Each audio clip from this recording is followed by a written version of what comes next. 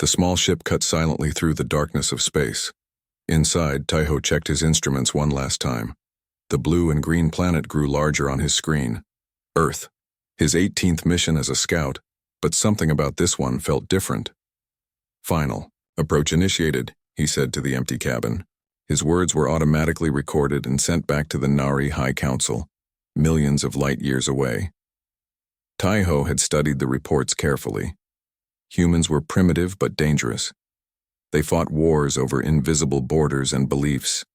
They damaged their own planet. Yet somehow they had managed to send signals into space. The Nari needed to know if these humans were a threat or a potential resource. Entering Earth's orbit, Taiho reported. Cloaking systems active.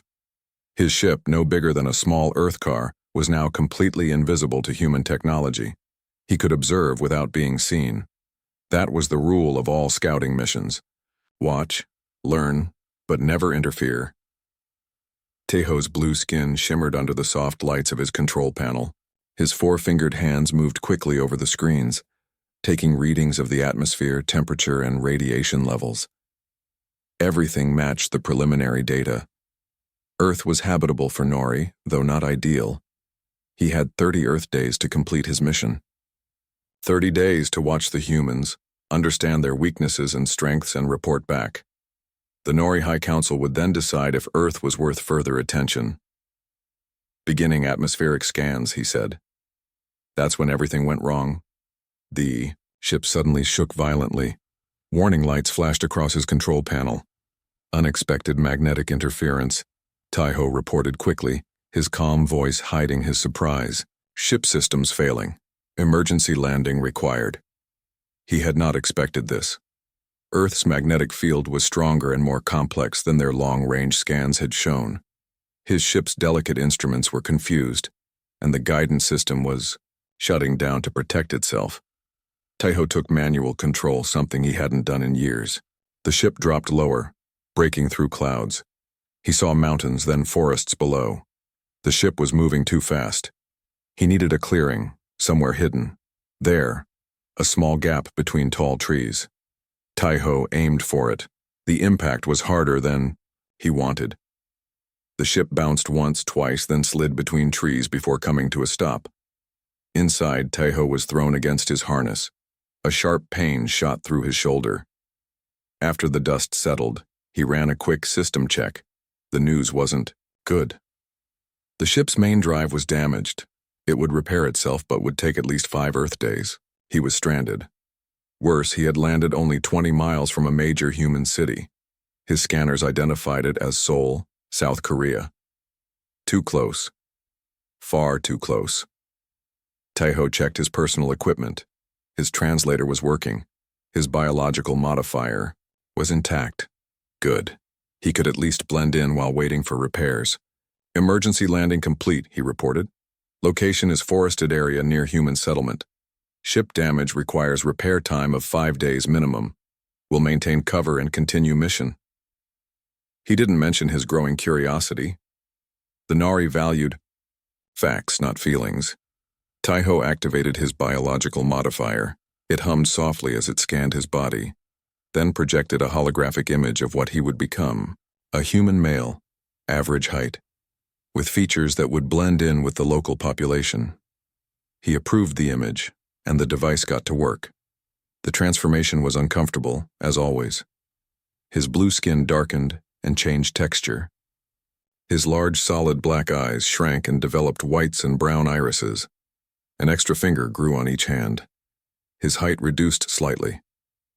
When it was done, Taiho looked at his reflection in the ship's metal wall. A human face looked back at him. The disguise was perfect. No one would know he wasn't one of them. He changed into local clothes, jeans, a simple shirt, and a light jacket that the ship had fabricated based on current Earth fashion. In his pocket, he placed the small translator device that would help him understand and speak the local language. Beginning direct observation phase, he reported. Will return to ship daily to file reports. Taiho stepped out of his ship and activated the cloaking system. The small spacecraft vanished from sight, hidden now even from someone standing right next to it. The forest was quiet except for birds and the rustling of leaves in the wind. Taiho took a deep breath. The air was thinner than what he was used to, but rich with unfamiliar scents. Soil, plants, and something else. Water vapor. It would rain soon. He consulted the map on his portable device and began walking toward the city. His orders were to observe from a distance, but with his ship grounded, he needed to get closer. It was a risk, but an acceptable one. After an hour of walking, the trees thinned out. Taiho could see buildings in the distance now, tall structures reaching for the sky. Not as advanced as Nari cities, but impressive for such a young species. The first drops of rain began to fall as he reached the outskirts of Seoul. Taiho had read about rain but had never experienced it. On his homeworld, water came from underground sources, not the sky. The sensation of water falling on his skin was strange, not unpleasant, but very alien. As he walked into the city, the rain fell harder. Humans rushed past him, some holding devices over their heads to stay dry. Umbrellas, his translator supplied the word. Taiho was quickly getting soaked. His clothes stuck to his skin uncomfortably. He should have brought an umbrella, too. A simple oversight that marked him as different. He needed to be more careful. The streets were crowded despite the rain. Humans moved in all directions, talking, eating, shopping. The noise level was surprisingly high. Voices, machines, music from stores, it all mixed together in a chaotic symphony. And the smells. Food cooking in small street stalls, exhaust from vehicles, perfumes worn by passing humans. It was overwhelming. Taiho stopped under the cover of a shop entrance, trying to process everything. This was not what he had expected. The reports had described humans as primitive and mostly predictable, but the scene before him was anything but simple. There was an energy here, a vibrant chaos, that the sterile Nori reports had completely missed. These humans moved with purpose and emotion. They laughed in the rain. They helped each other. They argued. They lived with an intensity that was both fascinating and bewildering. A group of young humans passed by, talking excitedly. They didn't look dangerous, they looked happy. As the rain poured down harder, Taiho realized something that would not be in his official report. He wanted to understand these people, not just study them. Lightning flashed across the sky, followed by thunder that shook the ground. Taiho jumped, startled by the natural display of power. Several humans nearby laughed at his reaction, and for the first time in his career as a scout, Taiho felt something unexpected. He smiled back at them. Taiho stood under the small shop roof, watching the rain fall harder. His clothes were wet and water dripped from his hair. He had read about rain but had never felt it on his skin before. It was cold and uncomfortable, yet somehow refreshing. People rushed past him on the busy Seoul street. Some carried umbrellas while others ran with bags or jackets over their heads. Cars splashed through puddles, their lights reflecting on the wet roads. Taiho checked his pocket device. The ship would take 5 days to repair itself, 5 days among humans. This was not part of the plan, but it was a chance to gather better information. He stepped back as more people crowded under the same roof. A woman bumped into him accidentally. "Sorry," she said quickly, shaking water from her umbrella. Taiho nodded, not trusting himself to speak yet. His translator device worked well, but he was still nervous about talking to actual humans. The rain showed no signs of stopping. Taiho needed to find shelter and learn more about the city. He took a deep breath and stepped back into the downpour. Within seconds, he was soaked again. The city lights blurred through the rain. Signs in Korean flashed bright colors. Food smells mixed with the clean scent of rain. It was all too much to process at once. Taiho was so distracted that he didn't notice when the rain stopped hitting him. He looked up to see an umbrella over his head held by someone next to him. "You look lost," said a woman's voice. She was about his height, with short dark hair and curious eyes. She wore a simple jacket and carried a bag with what looked like camera equipment. Yes, Taiho admitted, surprised by the unexpected kindness. "Thank you." "No problem." "I'm Minji," she said. "You're not from around here, are you?" Taiho quickly remembered his cover story. No, I'm visiting. I got caught in the rain. Where are you trying to go? Minji asked. Taiho had no answer ready. The Nari didn't prepare for small talk. They prepared for data collection, not conversation. I don't know, he admitted. I was just exploring. Minji looked at him with interest. In this weather? You must really love adventure. Yes, Taiho said, grateful for the explanation. I like to see new places. A loud crack of thunder made him jump. Minji laughed, but not in a mean way. The storm's getting worse, she said. There's a tea house around the corner where we can wait it out. I was headed there anyway. Taiho hesitated. Direct contact with humans wasn't part of his mission, but he needed shelter, and this was a perfect chance to observe human behavior up close. That would be nice, he said. Thank you, Minji. They walked together under her umbrella. Taiho was very aware of how close they were. On his world, personal space was highly valued. Nari rarely touched each other except when necessary. The tea house was small but warm. Soft music played, and the air smelled of different teas and sweet foods. About 10 humans sat at small tables talking quietly or looking at devices Taiho recognized as primitive computers, smartphones, according to his research. They found a table near the window. Minji closed her umbrella and shook off the water. So, she said as they sat down. What's your name? Taiho, he replied, using the name he had chosen for this mission. And where are you from, Taiho? He had prepared for this question. I'm from far away. I'm here to study your culture. Oh, you're an anthropologist? Minji looked interested. Something like that, Taiho said carefully. I observe and report back what I learn. That's kind of what I do too, she said, pulling out a camera from her bag. I'm a photographer. I capture moments and tell stories with images. A server came to their table. Minji ordered something in Korean, then looked at Taiho. Do you like green tea? Or would you prefer something else? Taiho had never had tea before. Green tea sounds good, he said, not wanting to seem strange. When the server left, Minji turned back to him. So what do you think of Seoul so far? It's very, Taiho searched for the right word. Alive. There's so much happening everywhere. Minji smiled. That's a good way to put it. Seoul never really sleeps. There's always something going on. Their tea arrived in small clay cups. Taiho watched how Minji held hers, then copied her. The warm liquid had a bitter but pleasant taste. He could feel it warming his body from the inside. This is good, he said with genuine surprise. It's my favorite place for tea, Minji said. I come here to think or plan my photography projects. She showed him some pictures on her camera. City scenes, people walking, children playing. Taiho was amazed at how she captured emotions in still images. These are beautiful, he said, and meant it. Thanks, she said, looking pleased. I try to find the stories people don't always notice, the small moments that show who we really are. Outside, the rain continued to fall.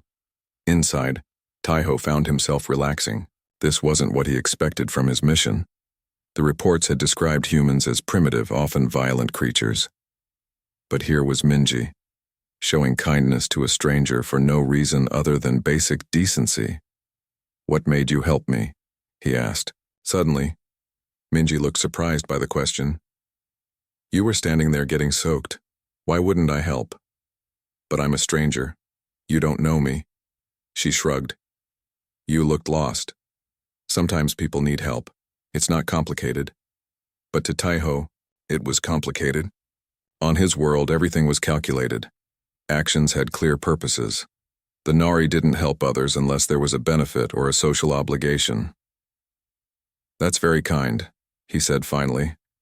It's just human, Minji replied. Just human. Taiho thought about that as they finished their tea. Perhaps there was more to humans than the Nari report suggested. The rain slowed to a light drizzle. Minji looked at her watch. I should get going, she said. I have a meeting with a client across town. Of course, Taiho said, suddenly feeling disappointed. Thank you for the tea and conversation. As they stood to leave, Minji hesitated. Are you staying in Seoul long? About 5 days, Taiho answered honestly. Well, if you want to see some interesting parts of the city that tourists don't usually visit, I could show you around tomorrow. I'm free in the afternoon. Taiho knew he should say no. Getting too close to a human was risky. But his mission was to learn about Earth, and who better to teach him than a local who saw the world through such observant eyes? I would like that, he said. They exchanged contact information, Taiho using the Earth phone his ship had prepared for him. As Minji left with a small wave, Taiho remained sitting for a while. He needed to return to his ship soon to file his daily report. But what would he say? How could he explain that the humans were nothing like what they expected? The Nari thought humans were primitive because they still had wars, poverty, and environmental problems. But they had missed something important.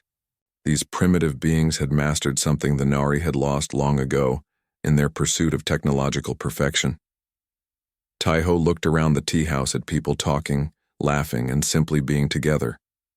He didn't have a word for it yet, but he knew he wanted to learn more. For the first time in his 18 missions, Taiho was eager for tomorrow to come. Taiho woke up early in his ship. He had spent the night there, hidden safely in the forest. The ship's repair systems worked quietly, fixing the damage from the crash. 3 more days until it would be ready to fly again. He checked the communication log. The Nori High Council had sent a message. Report status immediately. Taiho sat in his control chair and recorded his response. Ship damaged during landing. Repairs in progress. Will be complete in 3 days. Have made first contact with local humans to gather information. They appear peaceful. Will continue observation.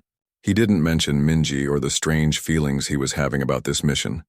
The council wouldn't understand. After sending the message, Taiho used his biological modifier again. His skin tingled as it changed him back to human form. He put on fresh clothes and checked his Earth phone. Minji had sent a message suggesting they meet at 2 p.m. near a place called Gyeongbokgung Palace. Taiho left his ship, activating the cloaking device behind him. The morning was clear and sunny, very different from yesterday's rain. Birds sang in the trees. A small animal, a squirrel, according to his research, watched him from a branch. He walked to the city and found a small restaurant for breakfast.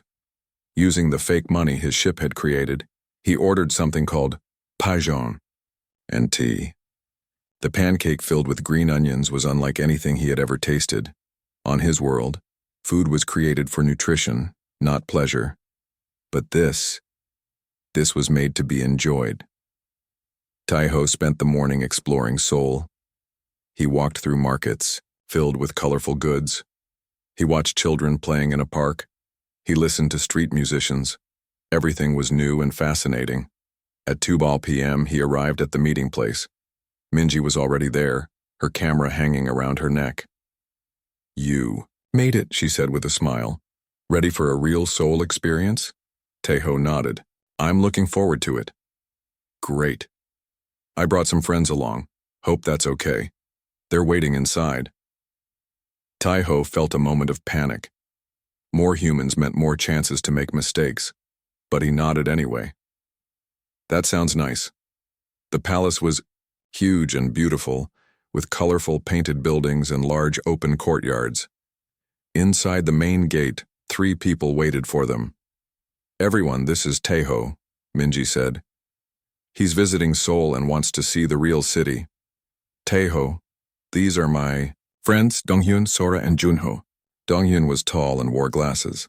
He smiled and bowed slightly. Nice to meet you. I teach history at the university. Sora had long hair tied back and a serious face that brightened when she smiled. Hello, I study environmental science. Junho was shorter and more round with a friendly laugh. Welcome to Seoul, I'm a chef. If you want to know about Korean food, I'm your guy. Taiho bowed back, copying their greeting. Thank you for showing me around. I'm happy to meet you all.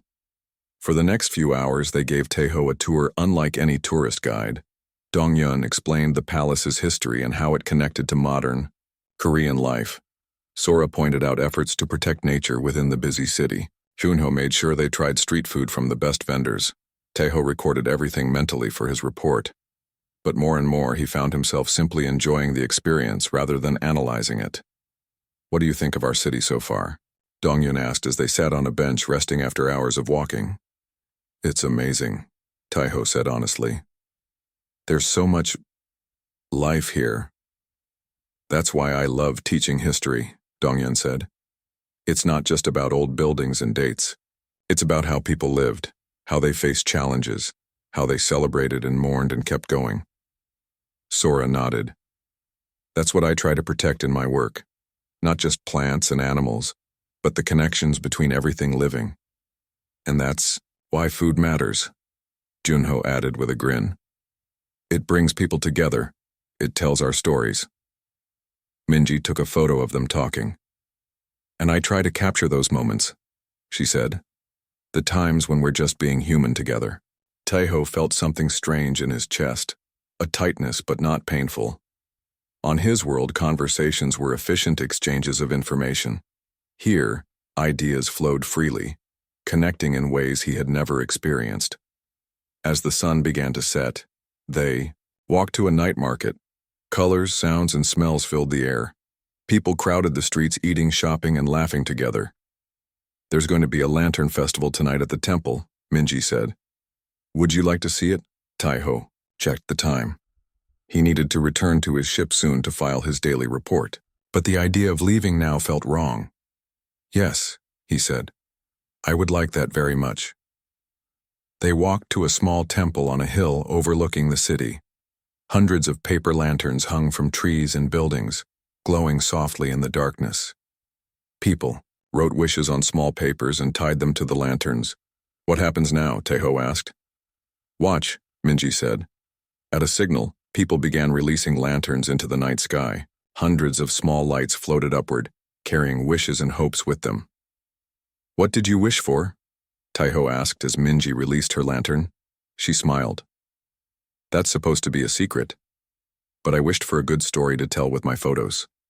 Junho handed Taeho a lantern of his own. "Your turn."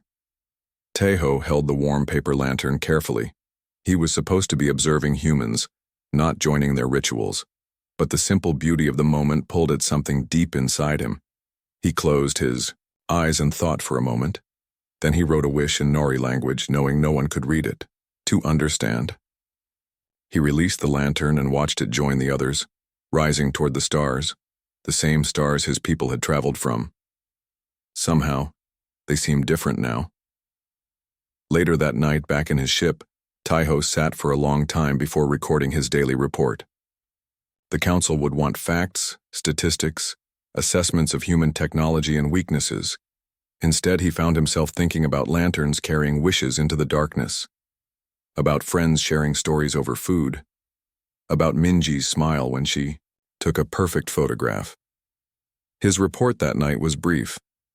Continuing observation. Humans appear to have complex social structures centered around shared experiences. Their technology is less advanced than ours, but their social connections are highly developed, require more time for complete assessment. As Taeho prepared for sleep, his communication panel flashed with an incoming message from the Nori High Council. Report lacks specific data. Assessment team dispatched to your location. Will arrive in 14 days. Prepare full briefing. Taeho stared at the message. An assessment team meant more Nori ships, more observers. It meant the council was taking serious interest in Earth. It meant the humans might be in danger. For the first time in his career, Taeho wasn't sure where his loyalty should lie. Taeho couldn't sleep. The message from the Nori High Council kept playing in his mind. An assessment team was coming. They would arrive in 14 days. They would evaluate Earth based on Nori standards, not understanding what made humans special. The ship's systems beeped softly. Repairs were going faster than expected. He would be able to fly again tomorrow. He could leave Earth behind and meet the assessment team in space. That would be the proper thing to do. Yet as the sun rose, Taiho made a different choice. He left his ship and walked into Seoul once more. His Earth phone showed several messages from Minji and her friends, inviting him to join them at a festival later that day. But Taiho had more important matters to consider. He found a small hotel and used his fake money to rent a room for a week. It was tiny but clean, with a bed, a bathroom, and a window that looked out over the busy street below. Sat on the bed, thinking hard. The Nori assessment team would follow standard protocols. They would scan Earth for resources, evaluate human technology, and determine if the planet was worth claiming. If they decided it was, they would begin the process of colonization. Humans would be studied, then either controlled or removed. It had happened on other worlds before. Taiho covered his face with his hands. This was why scouts were supposed to stay detached. This was why the Nari valued logic over emotion. Once you started to care about the subjects of your mission, everything became complicated. His phone buzzed with another message from Minji. "Are you okay? We missed you today." Taiho stared at the message for a long time. Then he made another decision that went against everything he had been taught. He called Minji. "Taiho, I was worried about you." Her voice came through the phone. "I need to talk to you," he said. "It's important. Can we meet, all of you?" "Of course," she said, sounding concerned. "Is everything okay?" "No," Taiho said honestly. "But I will explain when I see you." They agreed to meet at Junho's small restaurant, which was closed on Mondays. 2 hours later, Taiho sat at a table with Minji, Dongyun, Sora, and Junho. They all looked worried. "What's going on?" Minji asked. "You sound like you're in trouble." Taiho took a deep breath. "I haven't been honest with you. I'm not who you think I am." "Are you in some kind of danger?" Dongyun asked. "Do you need help?" "No, I'm not in danger," Taiho said. "But you might be. All of you. Everyone on Earth." They exchanged confused looks. "I don't understand," Junho said. "Are you some kind of criminal?" "No," Taiho said. Then he did something that broke every rule of his mission. "I'm not human." Silence fell over the table. Minji stared at him. "What do you mean, not human?" "I come from a planet called Nori, many light years from Earth. I was sent here as a scout to study your world and report back to my people." No one spoke for several seconds. Then Sora let out a short laugh. "Is this a joke?" "It's not a joke," Taiho said. He reached into his pocket and pulled out his biological modifier. It was a small silver disc. He placed it on the table. "This is what allows me to look human." They stared at the device. "Prove it," Dongyun said quietly. Taiho hesitated, then pressed his finger on the disc. A small hologram appeared above it, showing his true Nauri form: blue skin, large black eyes, 4 fingers. Minji gasped. Junho dropped the cup he was holding. Sora's eyes widened, and Dongyun took off his glasses as if they were causing him to see things. "This is my true form," Taiho said, turning off the hologram. "I was sent here to study Earth and determine if it has value to my people." "Value?" Sora asked, her voice shaking slightly. "What kind of value?" "Resources, technology, strategic location," Taiho said. "My ship crashed near Seoul, which is why I've been here longer than planned. But now an assessment team is coming. They will arrive in 14 days. "And what will they do when they arrive?"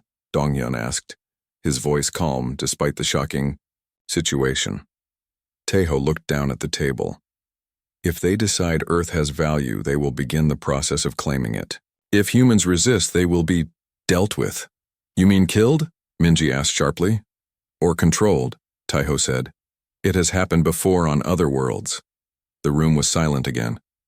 Taiho didn't look up.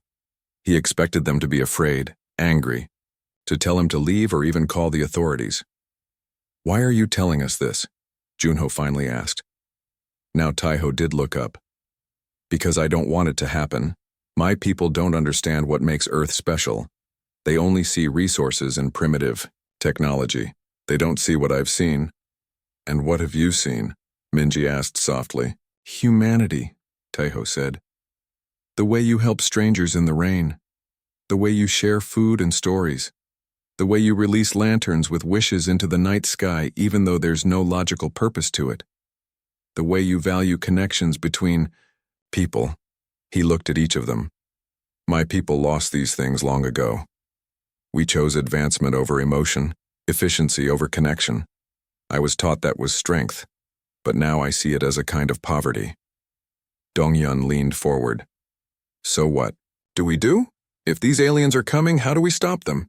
I don't know, Taiho admitted. My ship is almost repaired. I could leave, meet them in space, try to convince them Earth has no value. But they might not believe me. Could we fight them? Junho asked. Taiho shook his head. Their technology is far beyond yours. It would not be a fair fight. What about showing them what you've seen? Minji suggested. The things that make Earth special? They wouldn't understand, Taiho said. They value facts and resources, not feelings and connections. Then we need to speak their language, Sora said firmly. Everyone looked at her. I'm a scientist. I understand valuing facts. If they want facts, let's give them facts they can understand. What do you mean? Taiho asked. You said they're looking for resources, right? I can provide environmental data showing why Earth's ecosystem would be incompatible with your physiology. Make it about facts, not feelings. Dongyun nodded. And I can show historical examples of how humans respond to threats. Make them understand that even with lesser technology, humans have overcome greater powers through sheer determination. I can demonstrate how our food and cultural practices are completely tied to our biology, Junho added. Make them see that this planet is shaped for humans, not Nori. Minji looked at Taiho. And I can document it all. Show the connections between everything. The science, the history, the culture. Help you tell the story in a way they might understand. Taiho stared at them in amazement. Instead of panicking or turning against him, they were immediately looking for solutions. Working together. Showing exactly the quality that made humans so remarkable. You're not afraid? He asked. I just told you aliens are coming to possibly take over your world. Minji placed her hand over his. The touch sent a strange warm feeling through Taiho's modified body. Of course we're afraid, she said. But what's the alternative? Give up? That's not what humans do. For the first time, since receiving the message about the assessment team, Taiho felt something new. Hope. The next 13 days passed quickly. Taiho and his human friends worked hard to prepare for the arrival of the Nari assessment team. Sora collected environmental data showing how Earth's biology would be difficult for Nari to adapt to. Your people evolved on a different world, she explained to Taiho. Our bacteria, viruses, even our plants could be dangerous to you. Donghyun researched historical cases where technologically superior forces had failed against determined resistance. Humans may seem weak individually, he told Taiho, but we become very strong when we work together.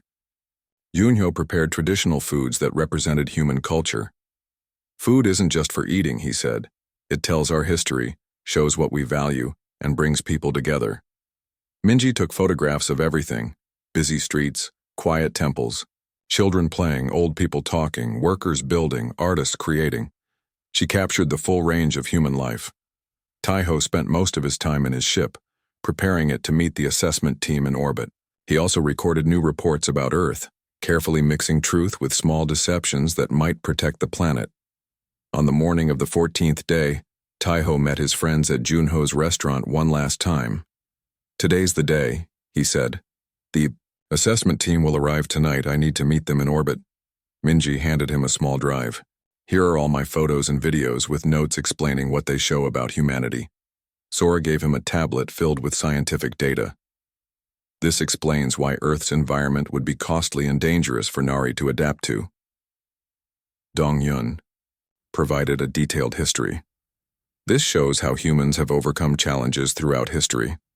Junho offered a small box of specially prepared foods.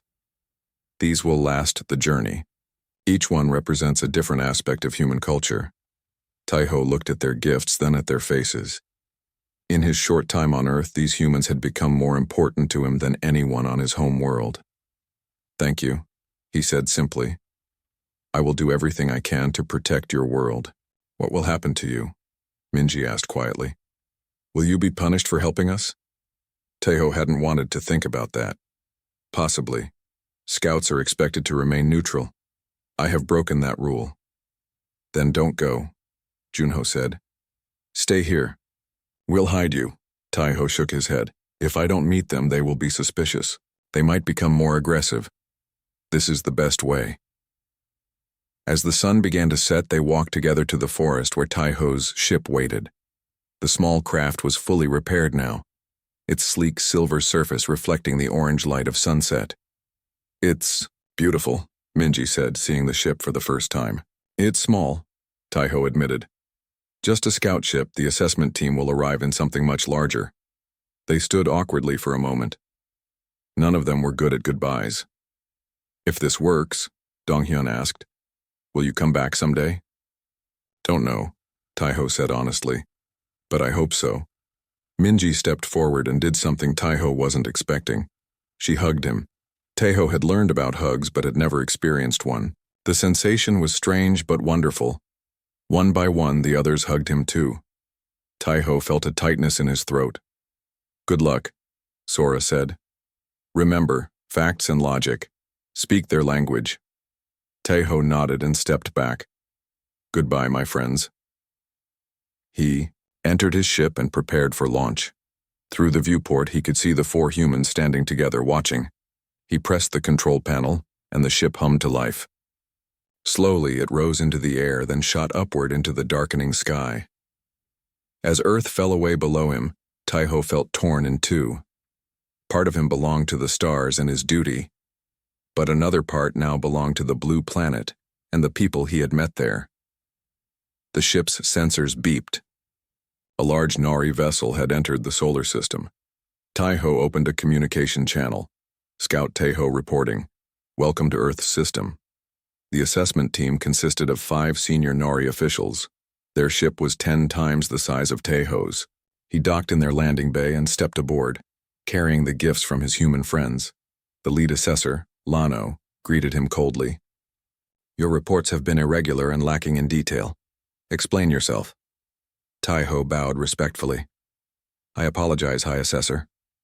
My ship was damaged, requiring me to interact directly with the natives. I have gathered extensive data as a result. Show us, Lano commanded. For the next several hours, Taiho presented everything he had learned about Earth. He showed Minji's photographs and explained what they revealed about human society. He presented Sora's environmental data, highlighting the biological incompatibilities.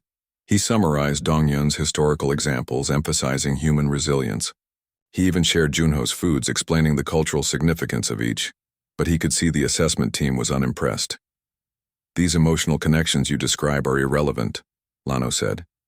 The humans' primitive technology would make resistance minimal. Their resources are substantial. The biological challenges can be overcome. Taiho felt despair rising within him. He had failed. Then he had one last idea. Before you decide, he said, I request permission to show you Earth, directly, not just data and images, but the planet itself, as is your right as assessors.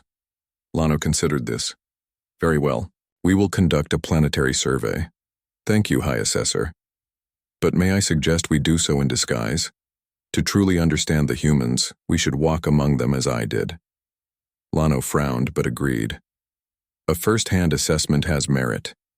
The next day, 6 Nari in human form walked the streets of Seoul. Taiho led them through busy markets, peaceful parks, and crowded subway trains. He showed them children in schools and old people in gardens. He took them to museums and temples, and at sunset, he brought them to the Han River, where hundreds of people had gathered for a music festival. What is the purpose of this gathering? Lano asked, watching humans singing and dancing together. Joy, Taiho said simply. They gather to share happiness. A waste of time and resources, another assessor commented. Is it? Taiho asked. Look at their faces. This is what makes them strong. This connection they share. This is what we lost long ago. As the music played and lights reflected on the water, Taiho saw something change in Lano's face. A flicker of recognition, perhaps even longing. Later, that night, the assessment team gathered on their ship to make their decision.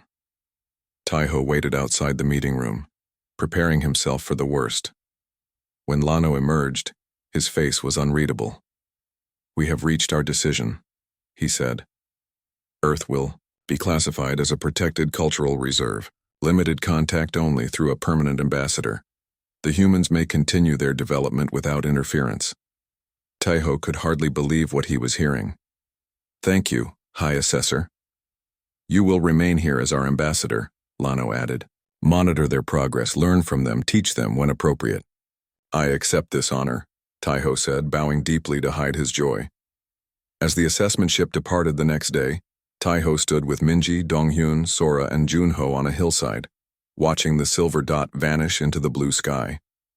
"So they're gone?" Minji asked. "We're safe?" "Yes," Taiho said. "Earth is now protected, and I am to stay as an ambassador. You get to stay?" Junho grinned widely. "That calls for a celebration dinner." As they walked back to the city together, Minji looked at Taiho. What made them change their minds? Taiho thought about Lano's face during the music festival, that moment of recognition. "I think they saw something they had forgotten," he said. "Something they once had and lost. Something worth protecting." "And what about you?" Minji asked. "Do you miss your home?" Taiho looked at his friends, then at the city beyond, filled with millions of humans living their complex, emotional, beautiful lives. "No," he said with a smile. "I am home."